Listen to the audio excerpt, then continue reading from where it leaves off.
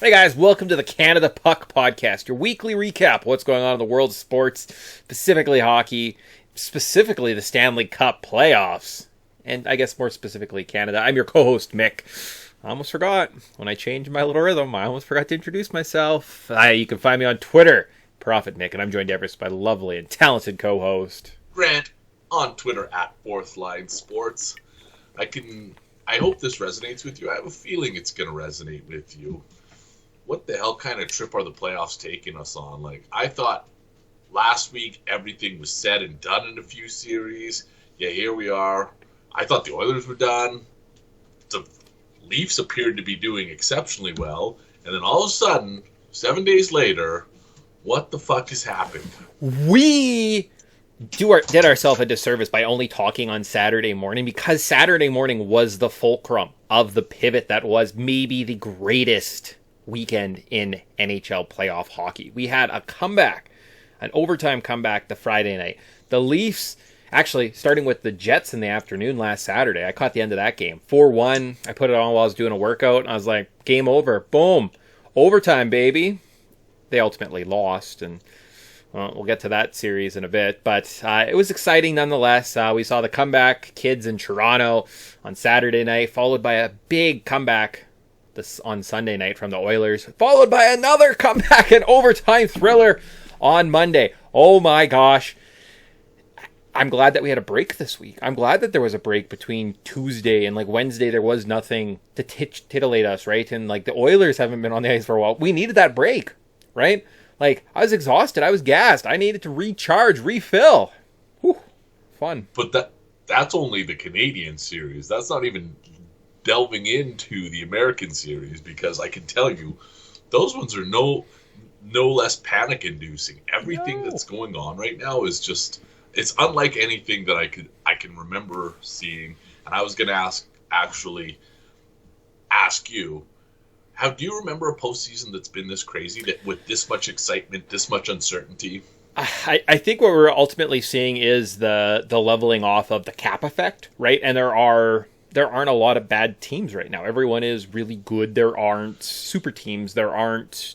I think I talked about it last week, maybe 2 weeks ago. We haven't seen the superstars step up and just dominate, right? As good as the Matthews and the Marners, the McDavid and the Draisaitl, and they could take over games for small stretches, but teams are so heavily just weighted throughout four lines. Everyone's physical. Everyone's big. Goalies are playing out of their minds. Yeah, no, it is just the complete leveling off. Even last night, do or die for Boston. Boston, killer instinct all year. Foot off the pedals. Florida comes back, right? They take it. They look dominant towards the end of that game. They kind of had it in hand. We get game sevens. Who expected that? No one. It's just chaos all over the board. My picks, I don't think I've got a single pick right thus far. Well, maybe Carolina. Okay, I'll take Carolina. But other than that, I'm not looking so good. Carolina, yeah. And I don't know what's going on with Boston. It feels like we were kind of shitting. We've talked about goalies ad nauseum. Mm-hmm. Inevitably, it comes up. Goaltenders in the NHL, to win the Vezina, it's a flash in the pan. This is what you did. Linus Ullmark was that guy. Linus Ullmark substantially outplayed his metrics this year, and all of a sudden he's crashing in the playoffs. But we got a Vezina winner across the ice. Bobrovsky looking at everybody. Has he won the Vezina before? I think he won once. Didn't he? I'm pretty sure he won before he left Columbus. But man, his time in Florida has not been, and wasn't Alex Lyon started that series, did he not? And then they switched to Bobrovsky. I think Lyon is still playing some games. Was he playing last night?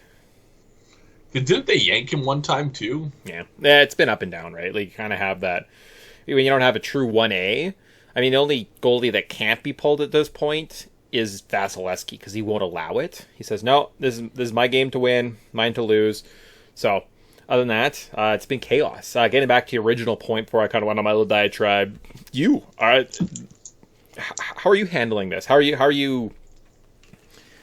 This is the craziest week, 2 weeks opening round in recent playoff history. So I'm invested in the Oilers without question. Yeah. One of my favorite teams in any sport. Probably Rays and Oilers are 1A, 1B. It used to always be Oilers. Rays have crept up. Anyways, what I'm trying to say is that for the first time in years, I have an emotional investment. Maybe like over the last couple of years, I've been emotionally invested in this team more so than I had since 2006. And to see the first 3, 4, 5 games play out, like, I can't tell you the emotional roller coaster I've been on. And likewise, I've also taken a hard stance, well, obviously on this podcast, that it's going to be Edmonton and Toronto in the Stanley Cup Finals. So there's a little bit of attachment to the Maple Leafs and how they're doing, too. We were playing slow pitch on Thursday night, so I didn't get to watch the game. But we were all tuned in asking for score updates. And when they lost, I was like, I felt a little defeated. I was like, oh, no. This is not what the Leafs wanted to happen on home ice. Now you got to go back to Tampa for Game 6. You know what? We're getting way ahead of ourselves. But what I'm saying is that it's a fine line to talk about these and not get carried away. I found that too as I'm going through. I'm like, oh, let's not spoil that just yet, right? This is just kind of that pulse, the vibe. What are the vibes of the room? And yeah, I agree. I'm the same way with the Oilers at this point, right? Like last weekend. I was on an emotional roller coaster. Oh, buddy. Was it Saturday night? 2-1, midway through the second period. The Leafs were just being toasted. Live line on the Leafs to win that game. 9-1. No. And I'm looking at that, and I'm like, it's a goal. I realize they're not playing that well, but, like, all it takes is a shot, guys. Like, what is happening? 9-1, Grant. I kid you not. And I had a good chunk of change on Tampa already. So I was like, at 9-1, I only put like $10 to level out the playing field, and I'm up. And I win. I get to cheer for the boys. It was great. Sunday night, 3-0 for LA after one period against the Oilers. Guess who took a big chunk of change and put it on the Oilers that night? Oh, buddy. Like 3 goals. That's nothing. That's like a Leon Draisaitl second period. And I wasn't that far off. Wow, good for you. I had a promise to deliver on. I was at the Mario movie on Sunday night, so I missed the first 2 periods. After the first, I was texting a fellow Oilers fan. I was like, is this as bad as it looks? He's like, it's probably worse. Anyways, we can't talk about this right now because I was going to go on another tangent. You fucking almost tricked me there. But it has been an exciting couple weeks. I'm excited to dig into each one of these series because I haven't been following each one as closely, but I do kind of have my finger on the pulse of what's been going on across the board. So excited to share my opinion, not just on Canadian ones series, but all of them in general. Because like I said, it's all good. Every one of these series has been good. Yeah, they're not bad. Let's go back and let's recap of my computer loads and lets me click anything. Let's do this preview style. So let's talk about the games that were. So maybe go back to like even Thursday night and just look at any games, especially ones that are finished, and then kind of make our way forward. What is happening right now? Like why? Okay. So we have starting at the top. Canes beat the Islanders 2-1 overtime. Kind of what we were expecting. Kinda. I think the Islanders put up more of a fight than I was expecting. And I think Carolina, not to say that they got lucky, but they were pushed to the limits against the Islanders. And for a team that we had both prognosticated to be a competitive team, I was a little surprised by this series and how long it went and how big of a fight it was for Carolina. I think 2 of their 4 wins came in overtime. And once you get to overtime, it's anybody's, like, It honestly feels like it's a roll of the dice. Maybe less so when it's 5-on-5, but even still, like, we've seen fluky overtime goals game in, year after year, and you can't take anything for granted, I guess. At that point, when you're that physically exhausted, literally anything can happen in net. So, Carolina, I don't know. I don't know if they're as infallible as we thought they were. I agree. It looks like there's some chinks in the armor there. The health, too, right? Like, they've lost Teravainen. Lots of their guys, like, they're going down, they're dropping. A couple days off, right? Getting that win on Friday was a big deal, right? Because you get to sit for a little bit anyways and kind of watch the rest of the series. Hopefully there's some Game 7, the guys can kind of put some ice on some knees because I think they need it, right? They're an old squad, too, right? Like, when you bring in Brent Burns, it's kind of a razor's edge of health, right? So they're not playing with the greatest hand at this point. See if they carry on. in a closer game than 7-5 indicates the Florida Panthers were prevalent against the Bruins last night. The Bruins just couldn't pull the trigger. It's life or death at that point, right? In Game 6, if you're the road team, they gave it their all. They left their bodies out on the ice. They threw bodies, right? Rado Gudas, the Bennetts, the Kachucks, they can be just as physical as those Bruins are. And they pushed now to Game 7. And, like, I'd love to be able to say that, I think Linus Ullmark stands on his head, wins them this series, but I don't know. Well, what's going on? What's your read on the Florida? Was that a mistake of Boston going to a Game 7, or is it still kind of Boston series to lose? My opinion on this series has shifted, and that is because I think that I hate this the word's escaping me. I just don't like momentum. Momentum doesn't really make sense to me. But at the same time, we can't discount that Florida's riding high right now. Florida feels good. Mm-hmm. That doesn't mean that they're going to be able to carry momentum from Game 6 into Game 7, but they're feeling good about themselves. They believe in themselves. Irrespective of letting in 5 goals, they said, here, we beat the Bruins 2 games in a row. We got this. And I think, especially having that win in Boston under their belts already, they can go into Game 7 confident. Mm-hmm. And I think it's the opposite for Linus Ullmark.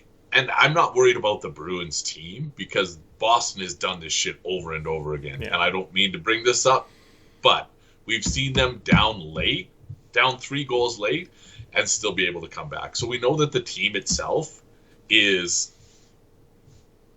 not going to roll over and die. But my biggest question mark is Linus Ullmark. And as good as he's been, I don't know, man. The postseason either brings out the best or the worst in people, and Linus Ullmark, we're seeing the worst of him. At the end of the day, he is Linus Ullmark. And Grant, you know what? You can't hurt me anymore because it was 4-1 at one point. It was 4-1. It doesn't matter because sometimes you're on the right side of history, my man. So just throw those stones. The Wild, I think when we talked last week, they were 2-1. Looked like the Wild were in control. It looked like their stars were clicking. They were going to be able to get through this defense and the brick wall that is Jake Ottinger. And I believe the Dallas Stars rattle off 3 in a row to take the series. Kind of dominantly. What happened to Minnesota? They just got nice there and they all went outside for picnics. Forgot about hockey or what? So this game kind of chapped my ass last night. I wasn't paying close enough attention to it, but Dallas just started flexing their muscles. Not even last night. It started the game before where they're just like, no, we're going to play our brand and force you to beat us. And Minnesota did not have an edge offensively. And I think what it goes back to on their end is they're not as balanced as they are. They don't have scoring depth. And once you take Kirill Kaprizov out of the equation, their scoring is substantially impacted. So when he's not driving scoring, they're not having much luck in finding the back of the net, we'll say. And so Kaprizov, I'm not saying this is all on Kaprizov, but when you give up it's hockey. Goals, it's not a one-man team, right? You could be the best. You can be Connor McDavid. You can still lose, right? Yeah. So, anyways, they didn't have the scoring to keep up with Dallas, and that's what came back to haunt them. Philip Gustafsson, when he didn't keep them in there, basically the relationship was you let in more than 2 goals. Guess what? The Wild are going to lose. So that's fair. And Marc-Andre Fleury, good choice. Way to pick the Wild, buddy. That was a good career move to try and get that Stanley Cup. Fucking dummy. Colorado ties it up against the Kraken. Whew. That win, Game 5 win, going up 3-2 against the defending Cup champs. This is it, guys. We're building a legacy. We're building a fan base. We're building interested bodies here, right? Game 7, it's not the easiest. Not a lot of experience, but you know who has a lot of pressure on their shoulders right now? The defending Stanley Cup champions. You know what you don't want to do? Go out in a Game 7 in the first round. You know what the Kraken kind of don't have any pressure to do? Win Game 7? Because, hey, they made it there. They took the champs to Game 7. I think in terms of pressure, it's definitely on one team, not the other. But we'll see. I don't know. Can the Avs step up to the challenge? Or are the Kraken going to get their first ever playoff series win? What a team to do it against if they do, because you're right. Knocking off the defending Stanley Cup champions, especially in Game 7 on their home ice, that's a good look for a team. Again, so what I raved about with the Kraken at the start of the postseason was their scoring depth. They had 620 goal scorers, and that has benefited them at times throughout the series, but not times when I've expected it, to be honest. Like, I didn't expect them to score one goal on home ice last night.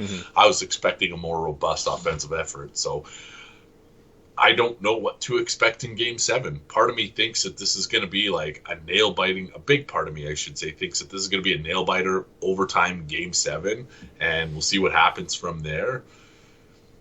My horse in this race is that I have Seattle to advance at, I think it was 250, something like that, plus 250. So I'm in an enviable position where I can hedge. But at the same time, I don't want to. I still believe in Seattle. I think that they can do it. I don't know.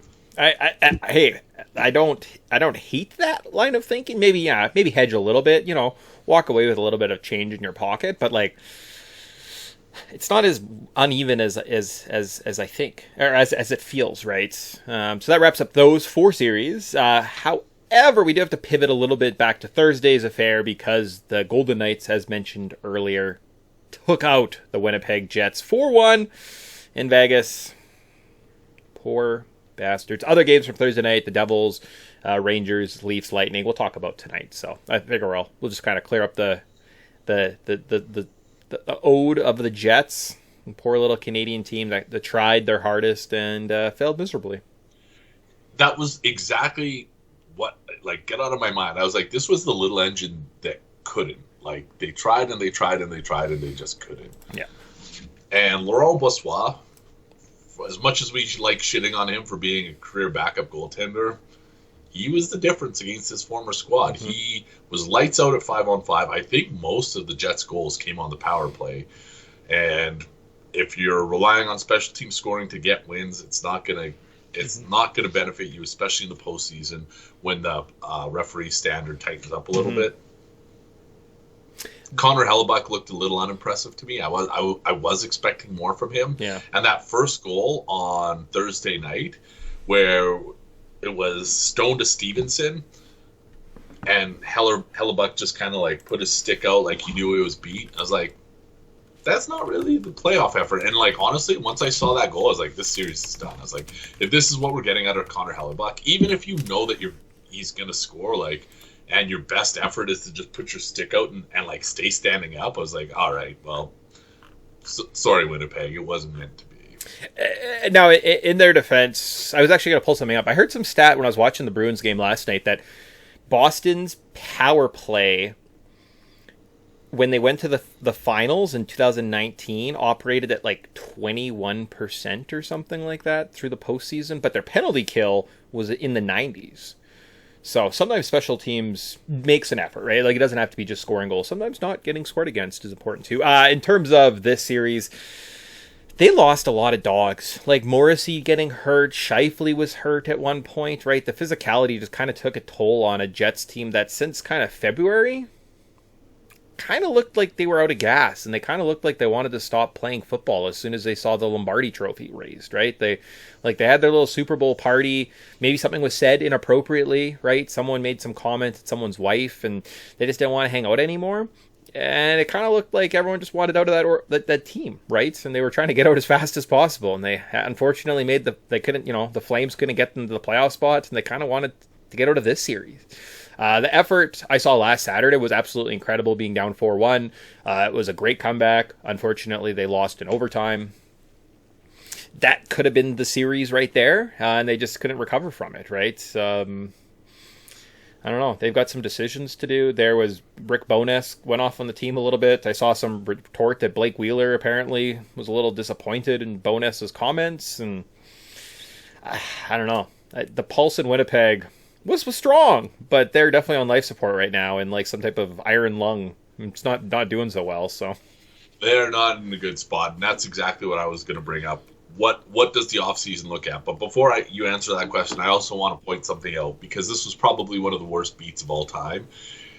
The over in Game 5 was set at 6. Okay. And 4-0, Jets pull their goalie with 8.5 minutes to go. Did you see this? No. Well, they score one, I think around the 5-minute mark. Yeah. 5 goals. They score another one. I think it was a minute and a half later or so. It is called back on a hand pass. So 4-1 is the final. The Knights were shooting on an empty net for 8.5 minutes. The Jets were playing with an extra skater, and like overbetters were probably like no shoes, no belts kind of night, because that one must have stung a little bit. Oh boy. Yeah, that is a rough beat right there. I think a lot of people. I know myself. I took Winnipeg in a bunch of pools. I was thinking they have a chance. They have a damn chance. Health. I think you know what happens this offseason. You probably have to say, look, like we weren't healthy without Scheifele on the ice, and this guy was banged up, and Pierre-Luc Dubois kind of looks like a moron. From what I've seen, even like last week, the game I was watching, you tie the game. What does he do? He goes out and takes a penalty right before overtime. Like, what are you doing? There's a time not to play physical and just like ride it out. like under a minute to go, you just had a comeback. Just defense. Don't score any goals. Don't do anything stupid. What does Pierre-Luc Dubois do? He's out there looking for blood. He wants to get in that penalty box. I don't know what the future holds for that kid. But I don't know. Doesn't seem like he didn't have both best playoffs, and they're trending in the right direction. But they've got some cleaning up to do, right? Yeah. And they have to have that talk of, are we rebuilding? Do we want to rebuild? Do we need to retool? Are we moving pieces? So there are going to be some tough decisions, I think, this summer in Winnipeg. I think, Dubois is not going back. I don't think that there's any way that they're luring Pierre-Luc Dubois back. I don't even know if Blake Wheeler's coming back, because you've kind of felt like he's been critical, I will say, of the organization throughout this season and dating back even further. Yeah. I don't think he's always been happy. So if they're drawing the line in the sand with Rick Bowness, I think that would probably be enough to push Blake Wheeler out. And honestly, I don't really blame him. This is a team that they just can't get the most out of. And for better or worse, the Jets have stuck to their guns. Kudos to them. They have not wavered from their approach for the last, since coming back into the league. And it's not working. Yeah. It's just not working. So I hope it is an off-season of change, because they need to fix something, whether it's culture, whether it's personnel, whether it's coach, whatever it is, something's got to give. And I mean, luckily the Jets do have. I trust the front office. I believe in their process. I believe they know what they're doing. So any moves they're making, right, is they decide that Connor Hellebuck says, guys, I think I'm done here, right? We need to move on. That's a big step, right? You move that guy, you start chipping off pieces, you do the full tear down. A guy like that, though, prime of his career, decent contract. He's gonna want some money soon, but I don't know, That's a hell of a trade piece that going into the offseason, right? So, poor Winnipeg. Poor Winnipeg. The other series that doesn't involve a Canadian team that happens tonight, we have the 2-0 Rangers. Are the Rangers going to just destroy the Devils? 2 games at Madison Square Gardens. Hold the horses. Jack Hughes has something to say. 3 in a row for the Devils. And they've looked like the better team since Game 3. They've looked like they've taken it over. Their speed that everyone was talking about, speed, that's what the Devils are built on. Starting to kind of, they can't be contained at this point. And are they going to close up the series tonight in MSG? This one is so hard for me to get a read on. It felt like, as you were describing, the series was just lost. After dropping both games at home, you kind of just felt like New Jersey was done. But you're 100% right. They came back and they have tilted the balances in their favor. But I think that, so let me fucking structure this a little differently too. I have this game going 7. I have money on this game, this series going 7 games, and I'm not willing to just not hedge this one, because I feel like the Devils have some momentum. But that being said, I really do like the Rangers tonight too. I think that at home ice, Shesterkin, matchups lineup matchups what you want, scoring being what it is. They're not as bad as we've seen. Mm-hmm. They're probably not as good as we saw in the first 2 games, but they're not as bad as we've seen in the last 3. And whether that shifts or balances itself out before the end of the series, we'll see. That remains to be seen. Because I can't discount the Devils because they are the superior team. But the Rangers' best chance at winning comes on home ice. So what? Yeah, and like the Rangers have a man who makes almost $12 million. I think he does make. What does Panarin make? 12 and a half or something? Same as McDavid? He has been very, very, very quiet this season, right? Like, you have to think a guy like that, when pushed to the brink, they just have so many big guns that somebody can show up and have a special game and steal the series at this point, right? So, or at least, make a competitive push to a Game 7. I agree. I don't hate the Rangers. I don't. If I was a Rangers fan, I'd be like, let's do this. It's gut punch time. You got to win 2 in a row right now, but I don't think they're dead to rights or anything. So that's probably where my money would go to. 11.6 million is what Panarin makes, and the other guy we haven't talked about is Igor Shesterkin. Not that he's played terribly, and I haven't watched every game of this series or every minute of this series even. But Igor Shesterkin, in and of himself, is an X factor. He's a guy who, unlike Linus Ullmark, has a history of performing well and would be expected to deliver in the postseason. So maybe if they get 7, if it gets to 7, I wouldn't be surprised that it's thanks to Igor Shesterkin because he's the guy who could really turn the tides for the Rangers. Yeah, awesome. All that leaves is the Stanley Cup finalists, ladies and gentlemen. Starting with up 3-2, Game 6 tonight, Tampa Bay, Toronto Maple Leafs, leading 3-2 over the Lightning. Other than Game 1, well, that Monday game, whatever game that was, Game 4, oh boy, they looked bad for like 2 periods. Like, they looked so bad at 4-1. I changed the channel. I was like, I can't do this anymore. Like, there is no way I can sit and watch this team, this talented group, just do it again. Break my heart. Like, I was like, I'm done. I need to just like step away. I get my little notifications 2 minutes apart. Austin Matthews goal. I was like, all right, we'll put it back on, see what happens. And thrilled with the results, but like, I saw it coming. Like, they were playing so bad. They did not play that bad actually in Game 5. It was pretty close. They just play kind of at slower pace. Tampa right now, they're old. They don't want to move, and they want to play this slow, boring hockey. And at some point, you're going to be so bored watching them just control the puck and dump it in and chase it. There's an icing. Now there's some extracurricular activities. They lull you into a false sense of security. And yeah, they're going to throw some shots, and Nick Paul and some guy named Yesimer or something like that you've never heard of before, they're going to score goals, and you're going to lose. And you're like, oh, okay. But fast-paced, they can't keep up with the dogs that the Leafs have right now. So if we come out tonight and we see the Leafs skating around with some speed, and even like down a goal or two, they're dangerous. Like that ending of Game 5 there, goalie pulled. They've got 6 stars on the ice. There were some chances. Like, yeah, Tampa walked away with 4-2, but like, it was really close. It was down to the wire, right? Those last couple minutes, damn exciting hockey. How are you feeling? How are you feeling with your new favorite little blue Canadian team, Grant? I don't want to say uneasy, but somewhat uneasy. All right. And that is just because, for some reason, we still I'm not pinning last season on Jack Campbell because it wasn't Jack Campbell's fault. It was kind of the team's fault, not in the sense that they just didn't find a way to break through. Yeah. I kind of feel the same way. Like, we're not. Kudos to Ilya Samsonov. He's been he's made saves when he's needed to make saves.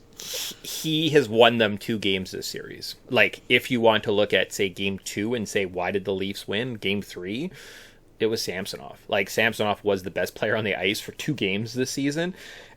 I don't know if you'll get that again. And so maybe the team owes him this at this point.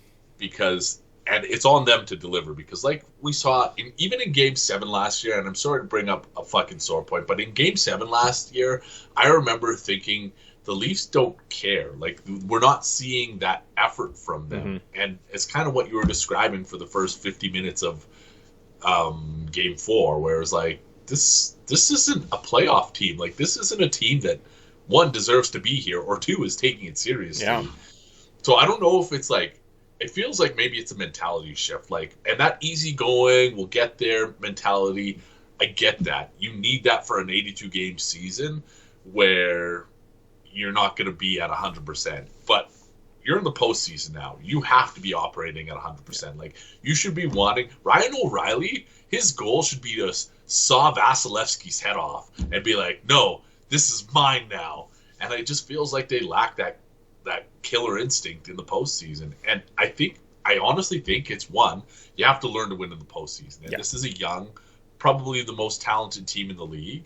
And I think they need more Ryan O'Reilly and less Austin Matthews, if that makes sense. He sparked the big difference in Game 3? The 4-1 comeback. Like, it was Ryan O'Reilly out on the ice. He was doing some nice work in front of the net. He was putting in the extra efforts, and that's what sparked the comeback, right? Like, I think he got the tying goal that night as well. So, I mean, you're seeing some incredible performances. And, like, again, Game 1 looked bad for the Leafs. They did not look like they came to play. They looked like they were like, we got this. You know, these guys are old. Other than that, though, they've been in the series, like, top to bottom. So, like, really, it's, like, 3-1. The Lightning have not looked convincing in their wins. They've looked more convincing in the losses than they have their wins, if that makes sense. Like, I'm more scared of them in those 2 overtime games than I have been, like, in the other night. I was like, you know, it is what it is. If the Tampa Bay is going to beat the Leafs that way 3 times in a row with this very lazy, here comes Tim Radish. Here comes Ross Colton. Ross Colton with a weak wrister from the hash marks. Got past Shirkin. Wow, how exciting. I just don't see that happening 3 times in a row, right? Like, they're big guns. I don't know. They don't look... Stamkos, Kucherov, Point. They're all playing hurt, banged up. Hedman's not quite there, right? They're kind of just relying on more grit than anything, than their skill at this point.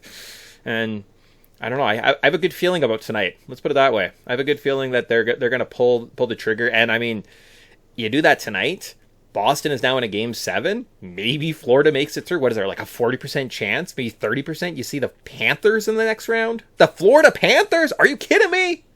And you're going to blow this? No, they got this tonight. I think we're seeing a different team. The only player I would even criticize at this point from the top guys is Mitch Marner.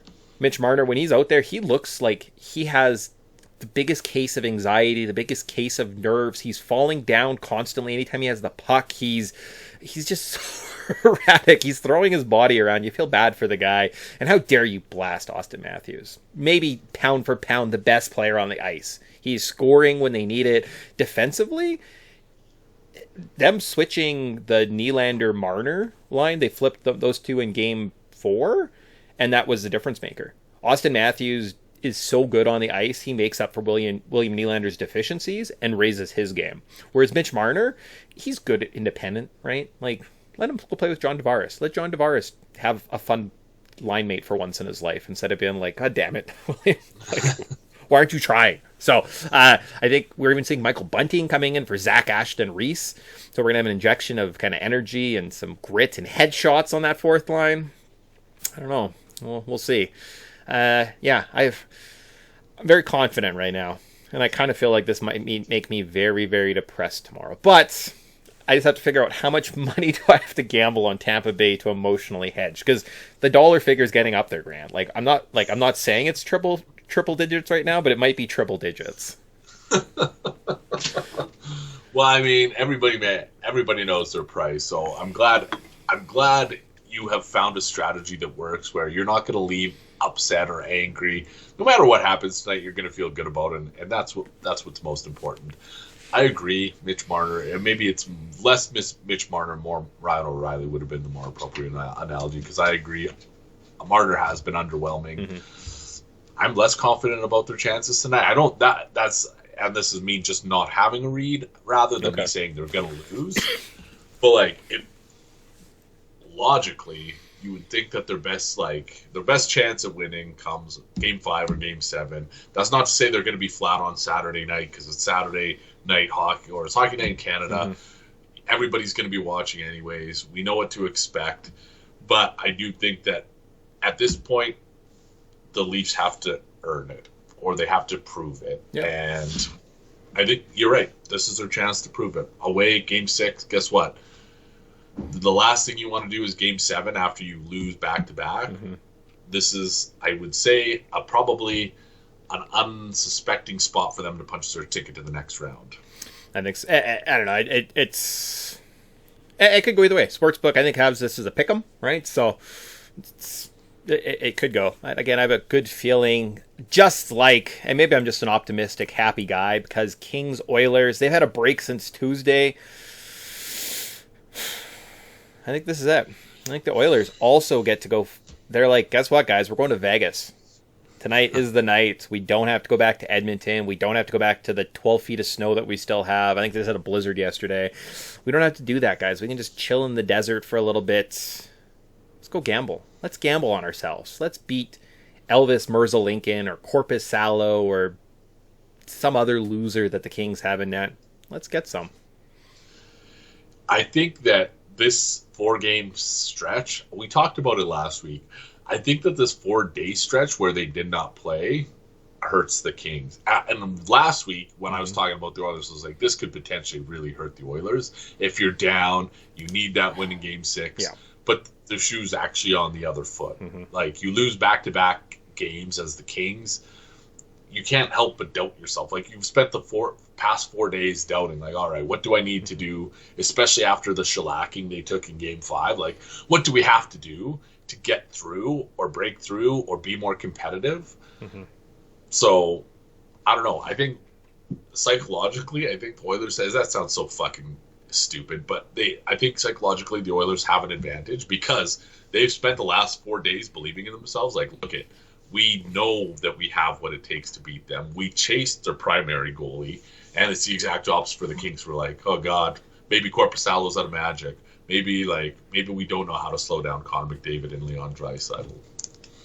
But I think the longer the series has gone on, the more chinks we're seeing in Joonas Korpisalo's armor specifically. I always like to look at 7-game series and think you're going to get one outstanding performance from your star players, right? That's what star players do. They provide a game, a win type thing, right? You're not going to get all 7. They're not going to be the best player on the ice for 7, right? Like, you might get that, but I don't think that level of player exists nowadays, right? Like, they have kind of peaks.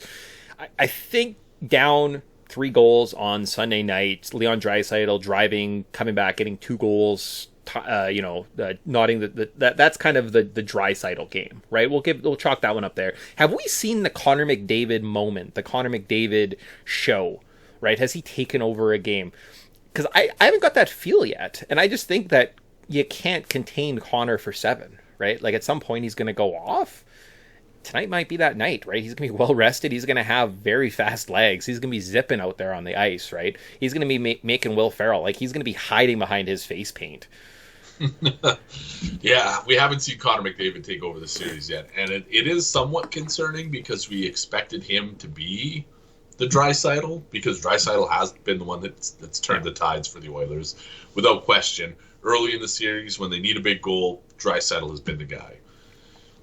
However, Connor McDavid can't be held at bay, and what they're doing really well is the Danault line is just like smothering him. Him and Danault and Doughty have Connor McDavid's number this series. Like, they have just neutralized him. Mm-hmm. I don't know if it's a forever thing. Maybe you're right. Maybe he does break out. Maybe this is the game where it's like, this is the Connor McDavid show, and he's going to show you that he's still the best. But the other thing the Kings do really well is they actually don't, like the Tampa Bay Lightning, they don't care about scoring that much. Like, they're content.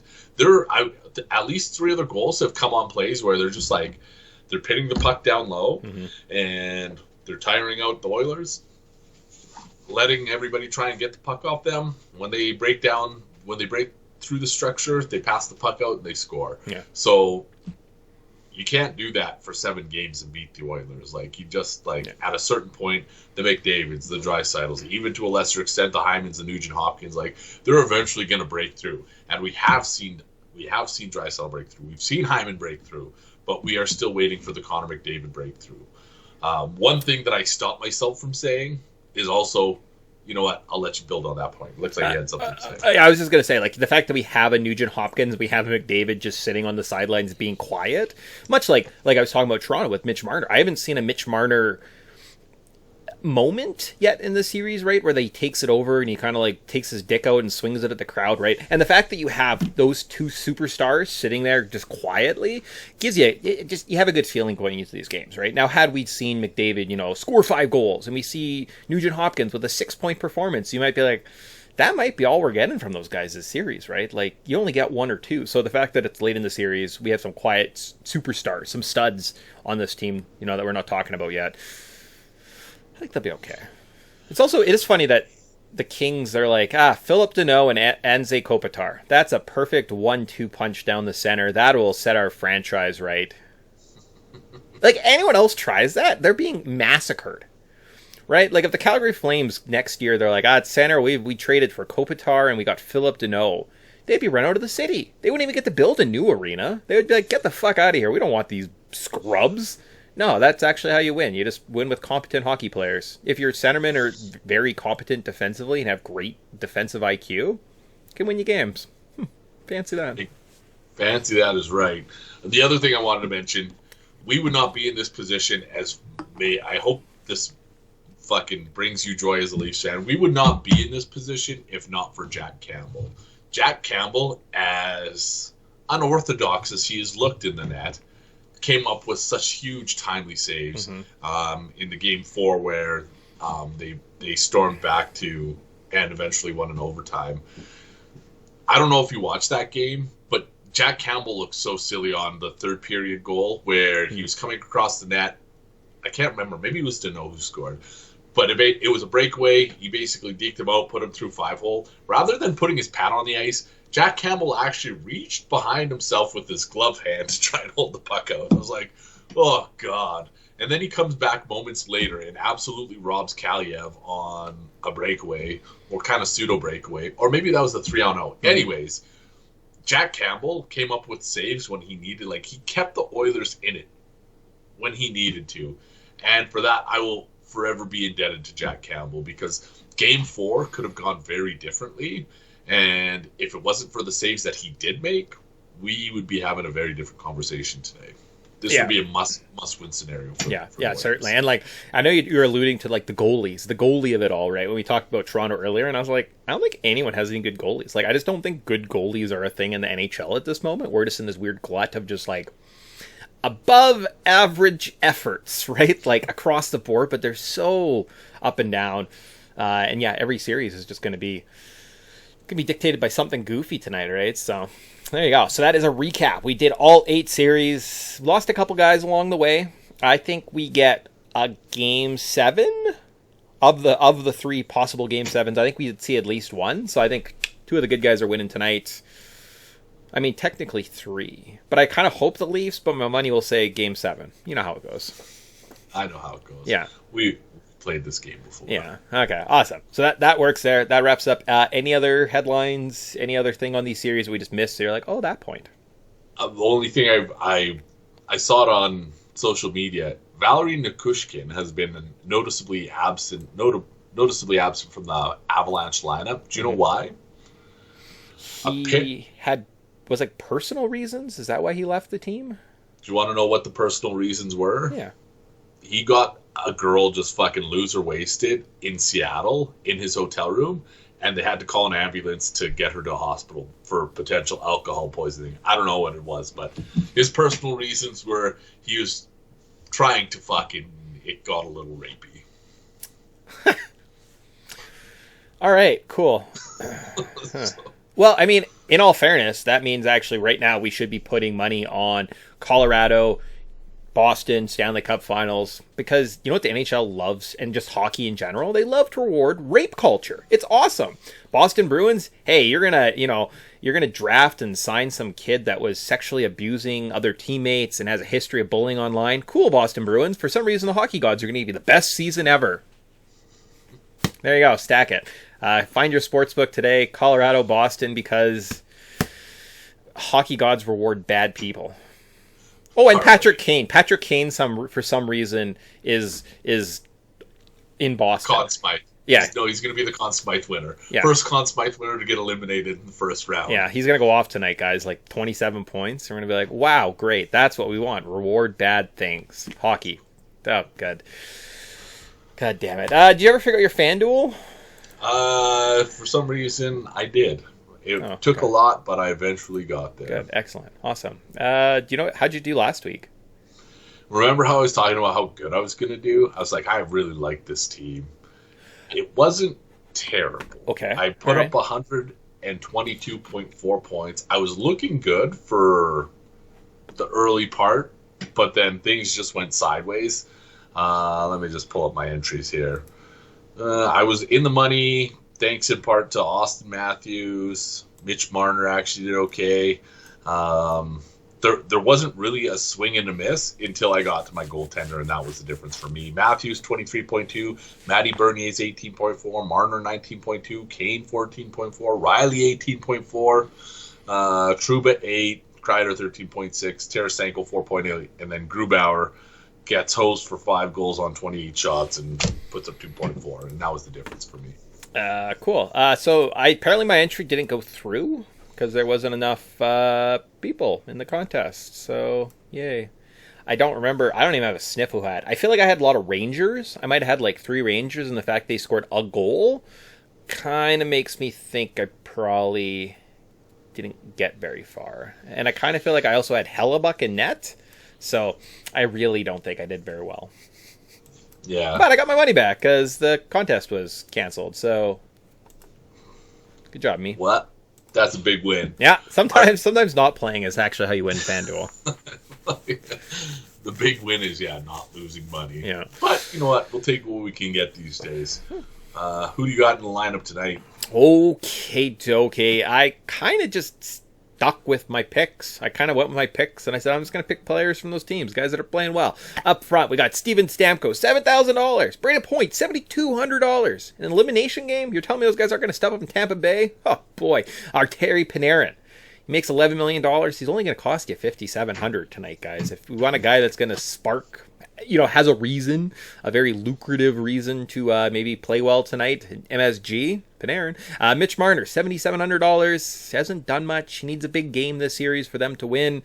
So I want to be a piece of that. Adam Fox, $6,000. Morgan Riley, who's been playing as one of the better players in the postseason. He's actually probably the reason the Leafs are in this position is maybe Morgan Riley. I know he was kind of a punching bag this season. He dealt with some injuries.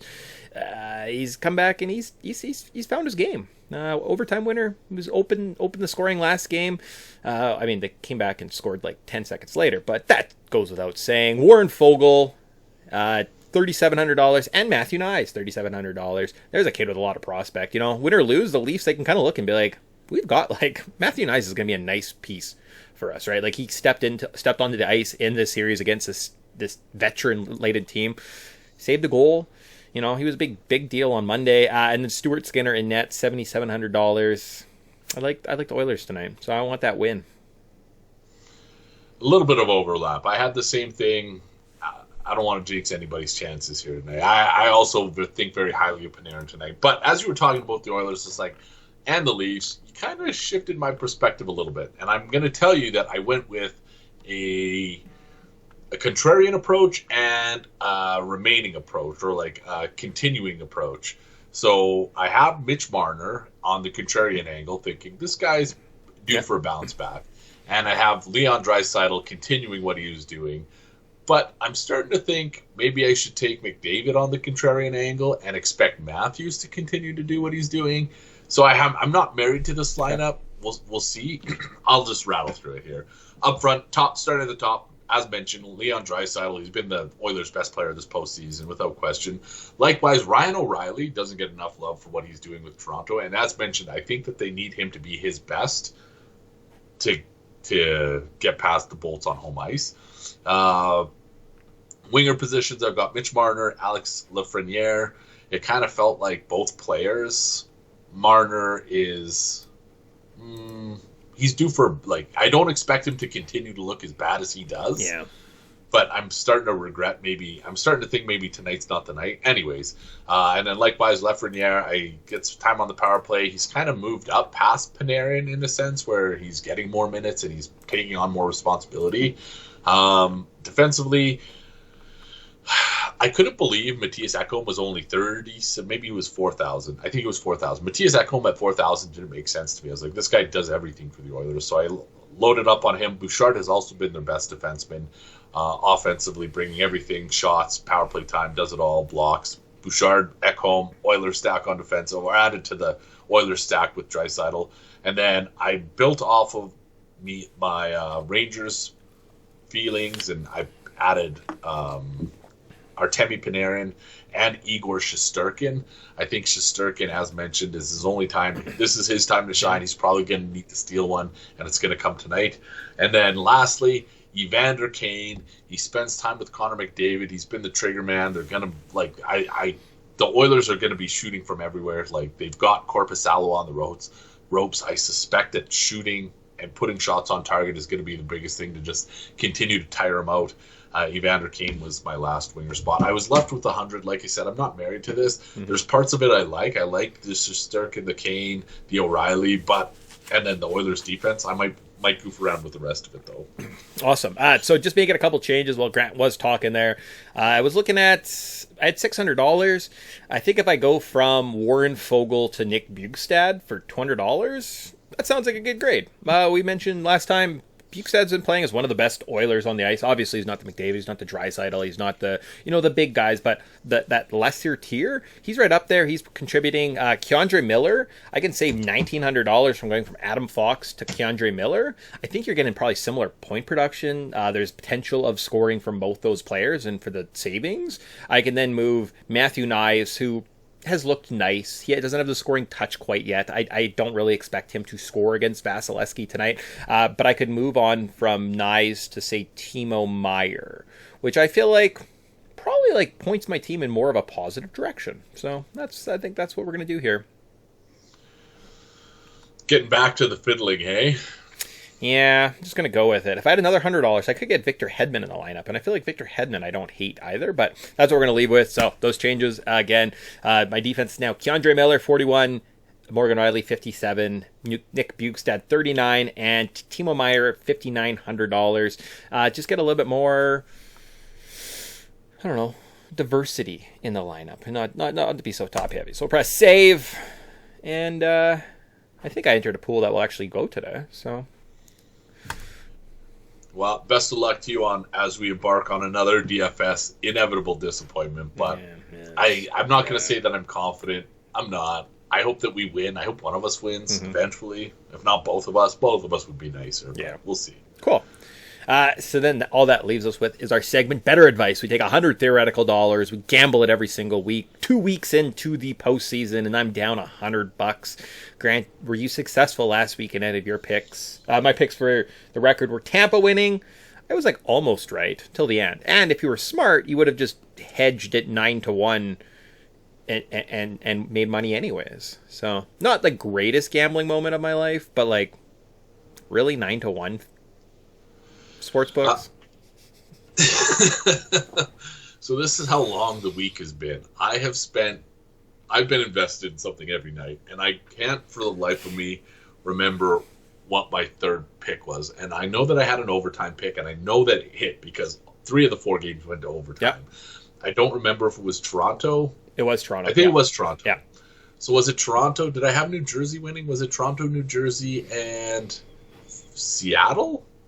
Anyways, yes, it was. Yeah, because I had Seattle -1.5 as my parlay, and I was like, this is great. And then they got spanked, lost by 2 goals, and I was like, son of a bun. Ugh. Okay, so I went 2 for 3 last week, overtime hit, so I'm probably plus 120-ish, something like that. There you go. So, this week, again, $100 more. Am I going to go more in the hole? Is Grant going to even out? Find out. Do you have 3 picks? I have 2. I've got my usual, so yeah, here we'll go. I'll let her rip here. This series, I can't get past. This is coming from, so just so you're aware, this is what I'm feeling is going to happen. I might take a different approach with my actual money because you guys, I don't know if anybody else has money on this game going 7 series or this series going 7 games. So, but in my heart of hearts, I think that New York wins it. For the sake of hedging my bet, I might take New Jersey just so I have a little bit of something. But if I'm being as honest as I am with myself, I think that at minus 130, the Rangers are going to not necessarily walk away with this, but they're going to level this series and get even. My dog's making noise over there. 1 second. Anyways, he's minus 130, $30 to win 50. Well, I guess to win 2307. Yeah, awesome. For myself, I like the Rangers too. I'm going to take the Rangers minus 137. I'm going to parlay that with the Oilers tonight. Yeah, that's what I want to do. That'll give me some plus money. So like plus 172, $50 to win $135. So if I can hit that guy, so all we need is a a Ranger win and an Oiler win. And then I'm happy both emotionally and financially. What more could you ask for? Nothing. You can't, literally nothing. I hate to do this, and I'm not married to this one. I probably is not as confident as in this pick as I normally am, but I'm thinking at least one of the games in Hockey Night in Canada is going to overtime, and I hate to go back to it because I know that it was the same game that went to overtime last weekend, but Toronto at Tampa Bay, you mentioned it earlier, Tampa Bay is going to be playing with some defensive structure, mm-hmm. Like that's just how they're trying to win the games right now, and Toronto's going to have a harder time breaking through on the road.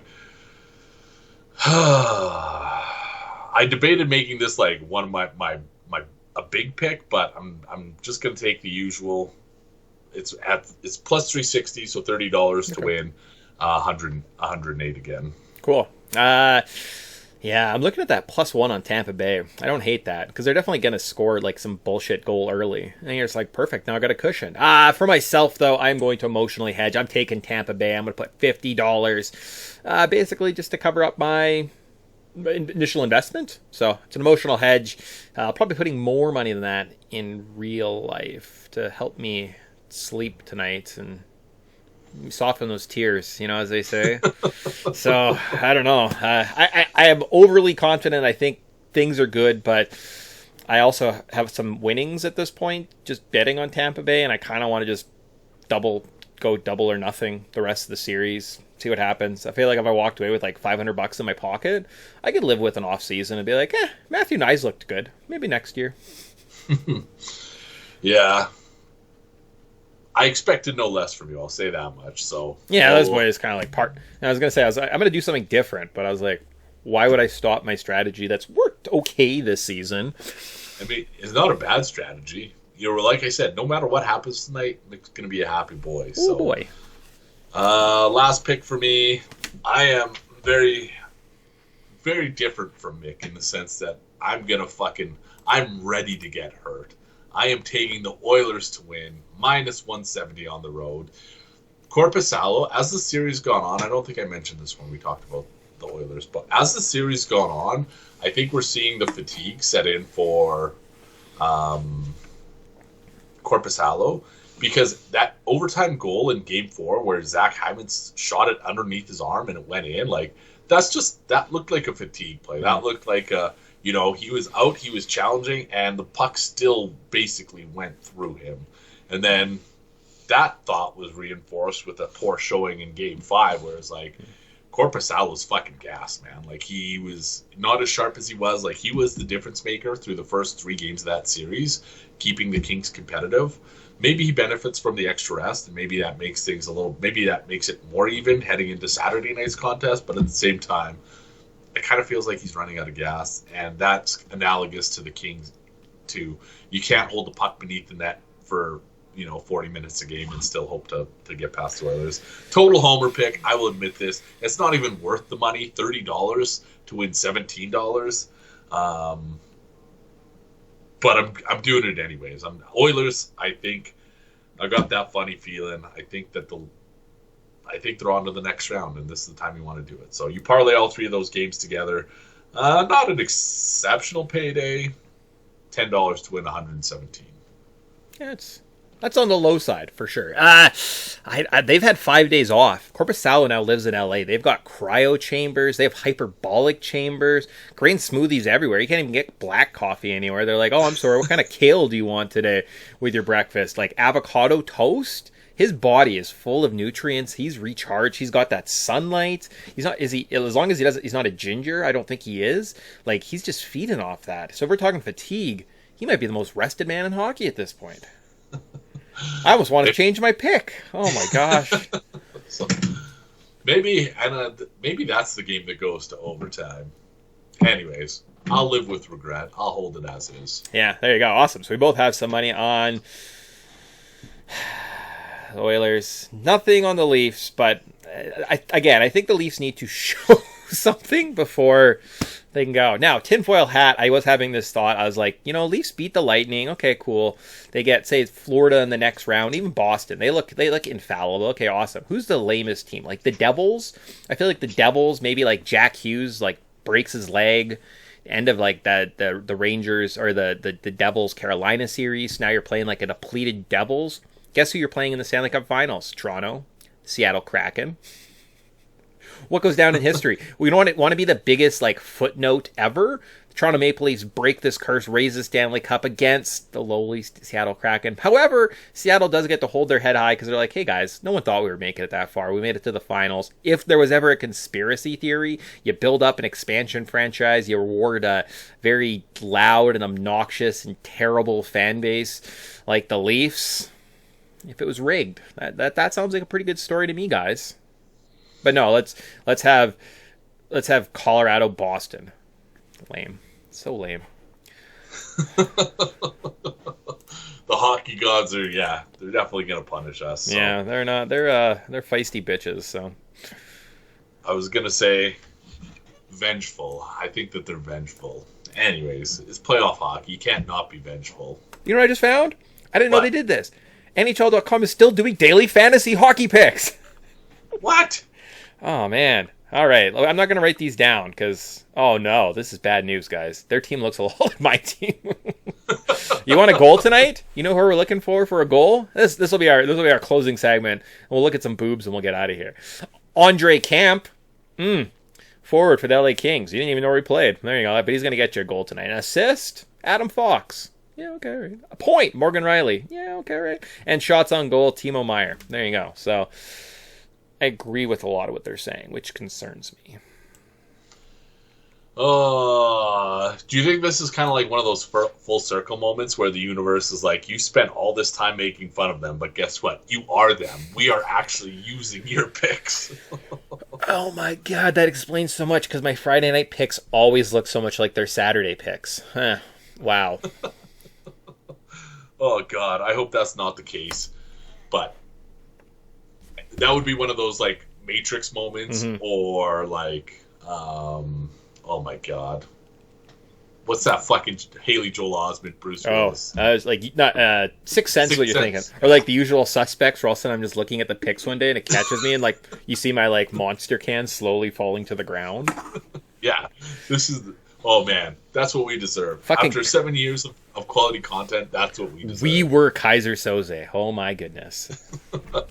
But the Canada Puck Podcast would not be the Canada Puck Podcast without its Babe of the Week. Mm-hmm. We are going back to the Team Canada coffers. And as I was watching, I guess, the Women's World Championship last month, I guess this month at the start of the month, I kept falling more and more in love with basically everything Team Canada had to offer. The athlete we're highlighting today, Emma Maltais. So EMMAMALTAIS 17. She's got only 13.4K followers, but she deserves a whole bunch more. This woman, she could score on and off the ice. Very deserving. Although she plays for the Ohio State Buckeyes, we're not going to hold that against her. She can hold whatever she wants against us, though. Emma Malte, she is our babe of the week. Schwing. Is she the person on the shoulders drinking the champagnes, or is she the girl that's just straight up squatting the girl on her shoulders? Oh, that's a good question. I can't. Is Natalie Spooner? Let's see here. I think Natalie's. Because those are I think she's the one drinking. Okay, I was gonna say, because I was like, the legs on that other one. Like there's feminine legs, and there's definitely like you crush the leg press a couple days a week legs, and all right, I didn't know that. Hopefully that doesn't awaken something in me. Huh.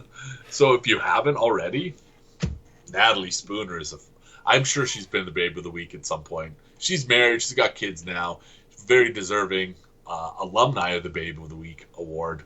But imagine squatting somebody when they chug. Like, imagine you on my shoulders and like you're chugging. Like, you would think that, and even if the shoe was on the other foot, you'd be like, those men, outstanding athletes, tremendous athletes. That's what I mean. Like, are these two the strongest specimens that we have on this planet? Should we be doing research and getting them into a lab somewhere?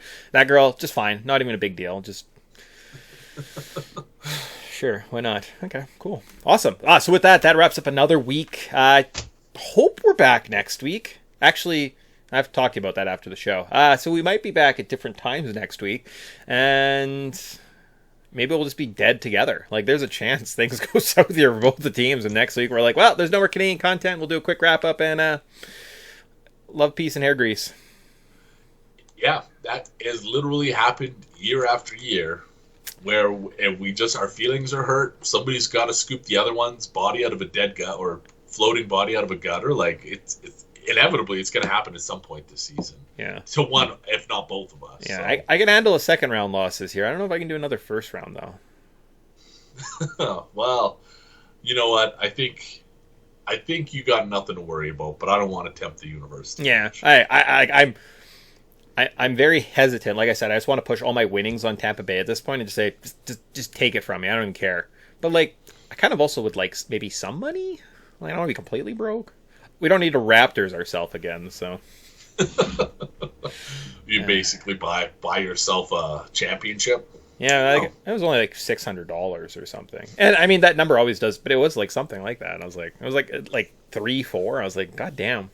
I mean, I'm happy, but what cost? My $600 happy? Yeah, I was pretty happy that summer. So, all right, so that probably maybe see at least once more. How about we promise that? We'll do one more show, wrap-up show to some extent, and go from there. Yeah, at least one more. Party on, Mick. Party on, Grant. See everybody next week.